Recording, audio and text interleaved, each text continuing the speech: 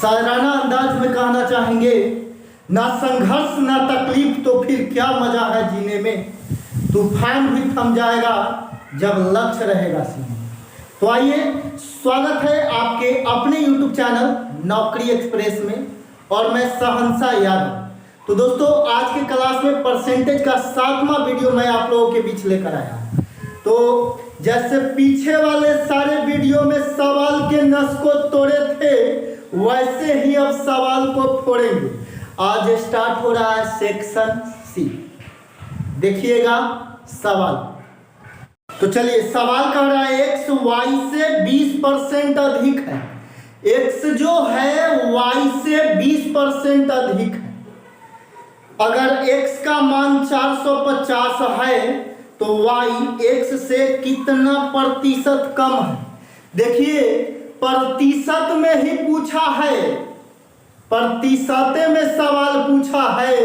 तो जब प्रतिशत में सवाल पूछेगा तो निश्चित राशि से कोई मतलब नहीं रखना है। 450 जो दिया है x का मान, उससे हमको मतलब नहीं रखना। बात समझ गए ना? फिर से, x y से 20% अधिक है तो y x से कितना परसेंट कम है, यही पूछा है। तो आइए देखिएगा, x y से 20% अधिक है तो y 100 होगा, तो e कितना हो जाएगा? 20 ज्यादा का मतलब 120। तो आप ऐसे भी बना सकते हैं, लेकिन ऐसे नहीं बनाना है, कमी पूछा है। देखिए, जब आपको शुरू में वृद्धि दे देगा और बाद में कमी पूछेगा, कमी का प्रतिशत पूछेगा, तो कमी प्रतिशत बराबर वृद्धि बटा 100 प्लस वृद्धि। तो 100 प्लस वृद्धि, कितना का वृद्धि हुआ है? 20 का वृद्धि स्टार्टिंग में हुआ था, तो 100 प्लस 120। प्रतिशत में जाना है तो 100 से गुना। 20 छक 3 दूना 6, 50 गुना 100। 50/3 को हम 16.2/3% लिखेंगे।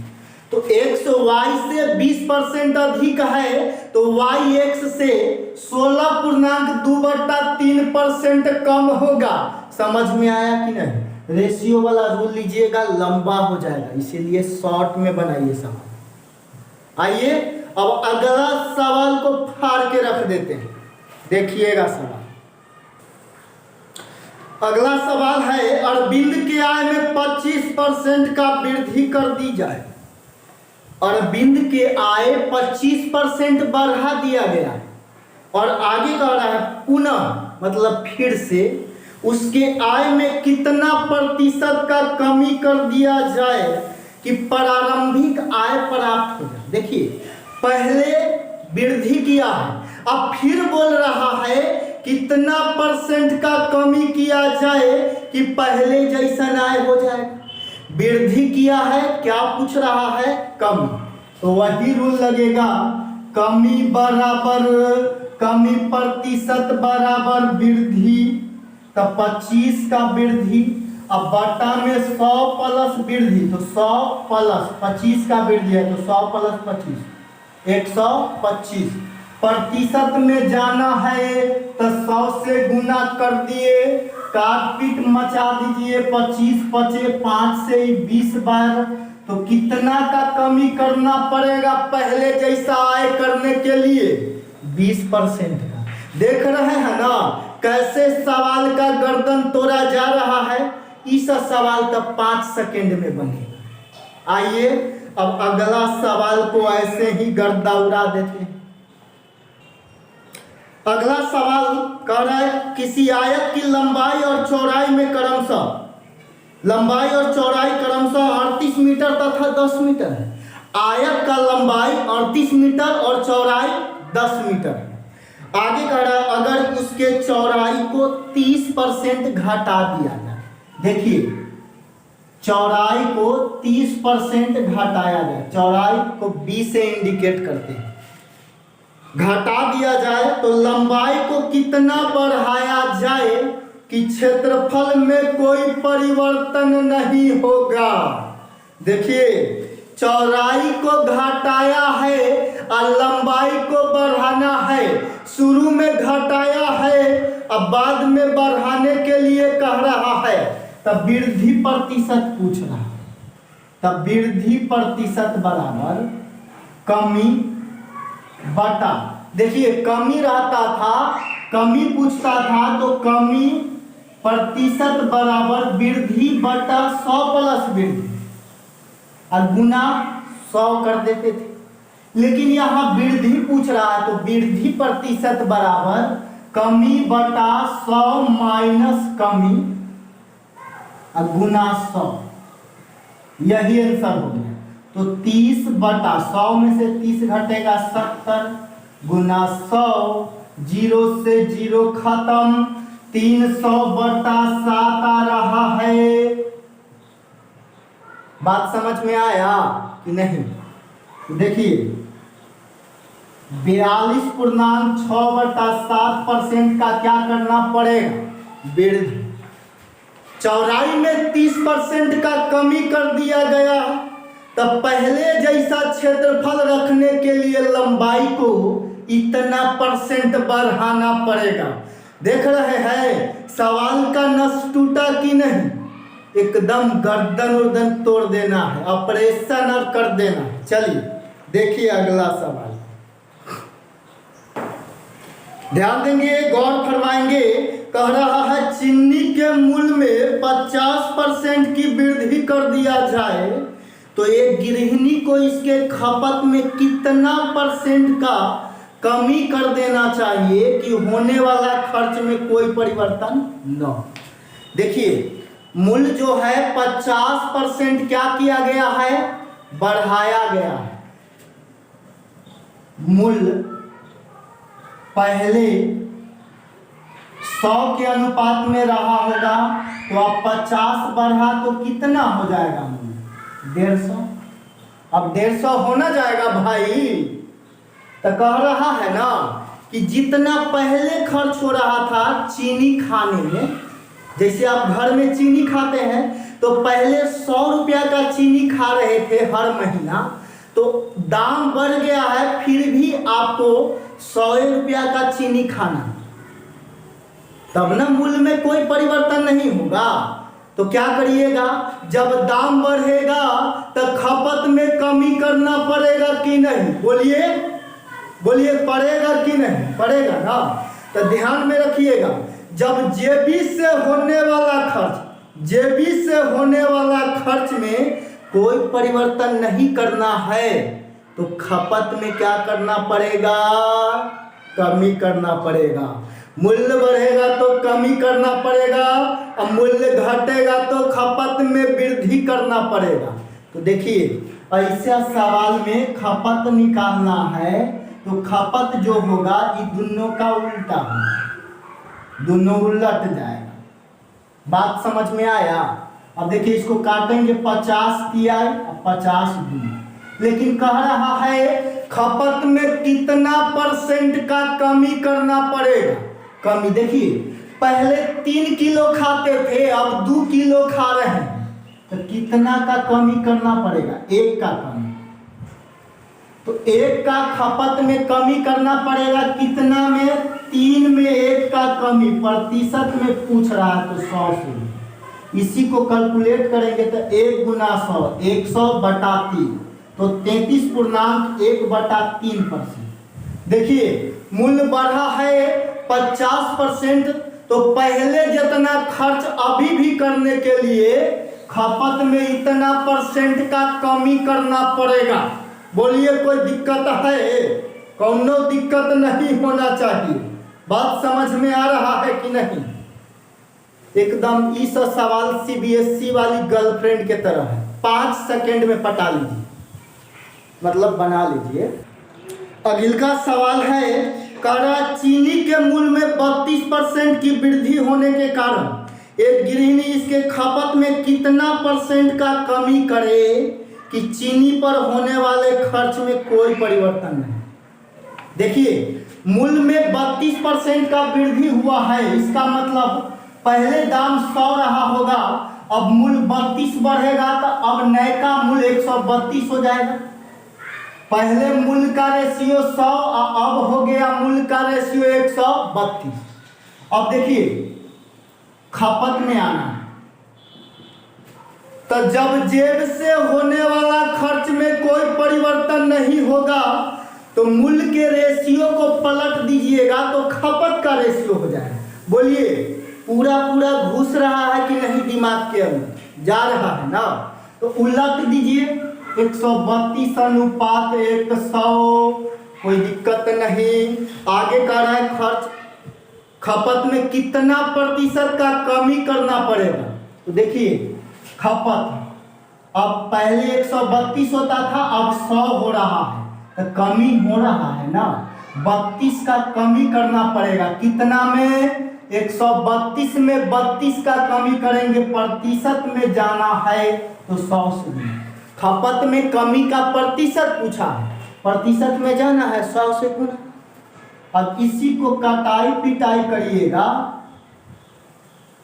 तो ई कट जाएगा आपका, यहां पे गौर करिएगा 8 चौका 32 और कितना चौका 132, 4 तिया 4 38, 800 33 बार में कटा 800 बटा 33%। इसी को और छोटा करिएगा तो ई आपका आ जाएगा। देखिए 33 दूना 66, आगे देखिए 14 पर 0 जाएगा तो 24.24% आ जाएगा। बात समझ में आया कि नहीं आया ना? चलिए अब बड़का सवाल एक देख लेते हैं। अगला सवाल ध्यान दें। अगला सवाल थोड़ा सा इसका मूड चेंज है, ये देसी पी के पगलाया हुआ सवाल है, देसी महुआ वाला पीले है। देखिए क्या है, चीनी के मूल्य में 32% वृद्धि हो जाने के कारण, तो देखिए पहले दाम 100 रहा होगा तो अब मूल्य 32 बढ़ेगा तो कितना हो जाएगा? 132 है ना, होगा 32 बढ़ेगा तो 132 हो गया। तब बढ़ जाने के कारण एक गृहिणी को खपत में कितना किलोग्राम का कमी कर देना चाहिए? देखिए कह रहा है खपत में कितना किलोग्राम का कमी करना चाहिए, केजी में पूछ रहा है। खपत में कितना केजी का कमी होगा यह पूछ रहा है आपसे। कितना केजी का कमी कर दे कि खर्च में कोई परिवर्तन नहीं, खर्च में क्या नहीं होगा? कोई परिवर्तन नहीं। तो जब चीनी पर होने वाला खर्च में कोई परिवर्तन नहीं हो तो मूल्य के रेशियो का उल्टा खपत का रेशियो होगा। खर्च में कोई परिवर्तन नहीं तो मूल्य का उल्टा खपत। बोलिए कोई दिक्कत है? इसको काटेंगे तो 33 अनुपात 32 आ जाएगा। 4 से काट 33 अनुपात 25 आ जाएगा। 25 चौका 100 और 33 चौका 132। तो आगे कह रहा है यदि चीनी का प्रारंभिक खपत 33 केजी, शुरू में चीनी का खपत कितना था? 33 केजी। तो अनुपात में पहले वाला खपत 33 है और रियल में कितना केजी? 33 केजी। पूछ रहा है खपत में कमी, 33 से 25 हो गया तो 8 का कमी होगा। अनुपात में कितना का कमी? 8 का। तो खपत में 8 के अनुपात में कमी होगा, रियल में बताना। 33 बराबर 33 तो 1 बराबर 1, वैसे ही 8 बराबर 8। तो खपत में कितना केजी का कमी? खपत में 8 किलो का कमी करना पड़ेगा। कोई डाउट है? यदि सवाल में पूछता इसी सवाल में आपसे कि अब खपत कितना केजी है तो 25 बराबर बता देते। 25 बराबर 25 केजी। समझ गए? आइए देखते हैं अगला सवाल। अगला सवाल गौर करेंगे। देखें ना आप कैसे सवाल का गर्दन तोड़े हैं, अभी नस भी फटेगा इस सबका। देखिए कह रहा है एक मजदूर को मिलने वाला प्रतिदिन की मजदूरी में 10% का कमी कर दिया गया। मजदूरी में 10% का कमी किया गया। प्रतिदिन की मजदूरी, प्रतिदिन की मजदूरी में कमी हो गया 10% का। कमी को माइनस लगा के लिखेंगे, कमी का मतलब आगे में माइनस लगेगा। आगे कह रहा है तो उसके कार्य के समय में कितना % का वृद्धि कर दिया जाए कि मजदूर की आय 8% बढ़े। समय में वृद्धि पूछ रहा है, समय में क्या पूछ रहा है? वृद्धि, वृद्धि का प्रतिशत, जिससे उसके आय जो होगा 8% बढ़ जाएगा। बात समझिएगा, समझने वाला बात है। एक बार समझ गए तो पूरा काम खत्म हो जाएगा। ऐसे सवाल देखिए, कह रहा है आय 8% बढ़ेगा, मजदूर का आय बराबर होगा प्रतिदिन की मजदूरी और गुना में समय। जैसे मैं मजदूर हूँ, एक दिन में मुझे 300 रुपया मिलता है और हम 8 दिन काम करेंगे तो मेरा आय क्या हो जाएगा? एक दिन के मजदूरी। चलिए तो देखिए, एक दिन में 300 मिलेगा, 8 दिन हम काम किए हैं तो 300 गुना 8 तो 2400। तो मजदूर का आय क्या होगा?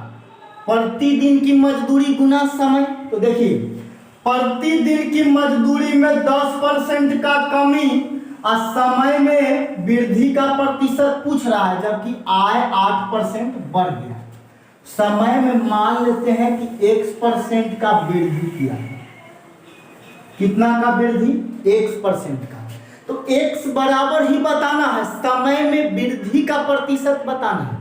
अब आप बताइए, आय, मजदूर के आय पर दूगो घटना घट रहा। मजदूर के आय पर एगो ई भी घटना घटा, एगो ई, तो दूगो घटना घटा ना। तो आय में दूगो घटना घट रहा है। तो ध्यान में रखिएगा, जब एक वस्तु पर दूगो घटना या दो से ज्यादा घटना घटेगा तो ए बी फार्मूला लगेगा। कौन फार्मूला? ए बी फार्मूला कहता है ए प्लस बी अब प्लस ए गुना बी बटा 100, जहां पे ए प्रतिदिन का मजदूरी ए होगा और समय बी होगा। ठीक है, तो आय में कितना % का वृद्धि होगा तो इसको सोल्व करेंगे तो पता चलेगा। ए का वैल्यू -10, बी का वैल्यू x, फिर -10 गुना x बटा में 100, इतना %। अब ध्यान दीजिएगा, आप लोग गौर करिएगा, ये 0 से 0 खत्म हो। तो देखिए, हम लोग निकाले तो आय में इतना % का वृद्धि हुआ, जबकि प्रश्न में आय में कितना का वृद्धि दे रहा है? 8% का। तो 8 बराबर हम लोग निकाले तो इतना का वृद्धि और प्रश्न में इतना का वृद्धि, दोनों वृद्धि है, इसीलिए आपस में बराबर हो गया। प्रतिशत से प्रतिशत खत्म। बात समझ गए? ई वाला -10 इधर आएगा तो 8 + 10 18 बराबर x -x बटा 10। तो देखिए, x में से x बटा 10 घटाएंगे तो 10 गुना x 10x -x 9x बटा में 10, 9 दूना 18, 10 इधर आएगा, 2 दाएं 20, 20 बराबर x। मतलब आप कह सकते हैं x बराबर 20। तो वृद्धि समय में कितना % का करना पड़ेगा? 20% का। बात समझ में आया कि नहीं? आ गया होगा। आइए अगला सवाल देखते हैं। अगला सवाल है, कह रहा है एक समचतुर्भुज के दोनों विकर्ण को क्रमशः 9 तथा 12% बढ़ा दिया जाए तो क्षेत्रफल कितना % बढ़ेगा? देखिए, विकर्ण में वृद्धि दिया है और क्षेत्रफल में वृद्धि पूछ रहा है। तो समचतुर्भुज का क्षेत्रफल बराबर 1/2 गुना पहला विकर्ण गुना दूसरा विकर्ण। तो पहला विकर्ण 9% बढ़ाया और दूसरा विकर्ण को 12% बढ़ाया। तो देखिए, समचतुर्भुज के क्षेत्रफल पर दूगो घटना घट रहा है, दोनों विकर्ण पर घटना घट रहा है। तो क्षेत्रफले पर ना घटना घट रहा है, तो क्षेत्रफल पर दूगो घटना, तो ए बी फार्मूला लगेगा। A B formula A plus B plus A गुना बी बट्टो 100।